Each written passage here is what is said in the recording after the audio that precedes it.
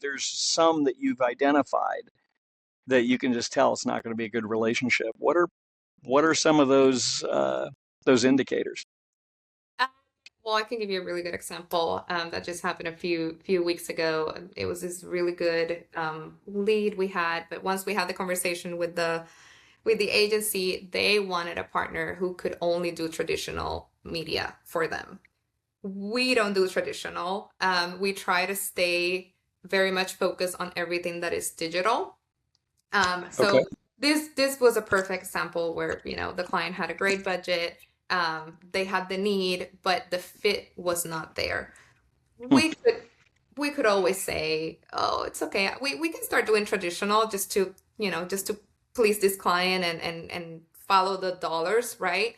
But the consequences that is going to have long term on the team and the margins in terms of labor versus revenue are way too high for us to pay that price. And I say that because I mentioned scope creep earlier. That is one thing that as a CEO, you have to keep an eye on. How much time and effort is your team putting into these projects versus what we're getting in terms of revenue? So that's one thing to point out. And then can you repeat the question? Because I know there was like a Well, two. yeah, I screwed you up. So just going back to how do you know what are the long-term indicators Mhm.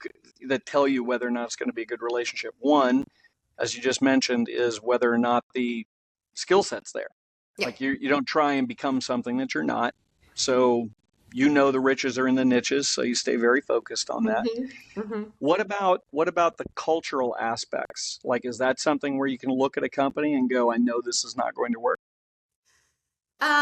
Sometimes, yes, that plays a role sometimes. And it's something that I always try to keep my eye on. So what we try to do before we establish a formal partnership with a client, and I think this is something that every business owner and CEO or leader should implement in their own strategies is let's do a test. We're gonna do a test campaign. We're gonna run it. We're gonna report on it. We're going to work with you from the beginning until the very end. And that is our way for not only them to test us and see if they like the relationship and the way that we work, but also for us to test how we work together with them. That is the time where if we identify any red flags in terms of the communication or the culture, like you mentioned, anything like that, then we talk about it as a team. Because the last thing I want is for us to establish a partnership with an agency that is going to be a nightmare to work with and then kind of get stuck with that. So that is, I think, a strategy that we use and has been working very well for us. How often do you get in, do a pilot, and then find, oh yeah, this isn't going to work?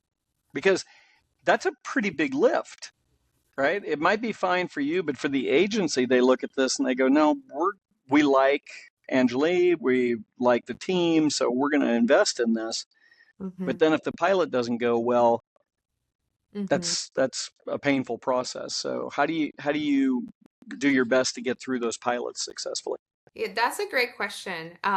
It doesn't happen often, but if it does happen, we sit down and we have a conversation about it. We do kind of a post-mortem of the Hmm. campaign that we just ran, and we say, hey, these are the things that work really well. This is where we really loved working with you, and these are the things that don't really align. And then we take it from there. Do they want to continue to, work together or not? If it's something that is raising some concerns for us, then let's do another test. Maybe it was that particular client they were working with that was putting a lot of pressure on them, and the pressure was getting transferred to us. So we have to look at it from different sides, but it doesn't happen very often. Typically, when we run a campaign, everybody's happy. We talk about it and we move on with other campaigns. But I haven't seen a case where we tell them, you know what, this is not gonna work. So hopefully I'm gonna knock on wood so that doesn't happen. All right. Well, it can happen.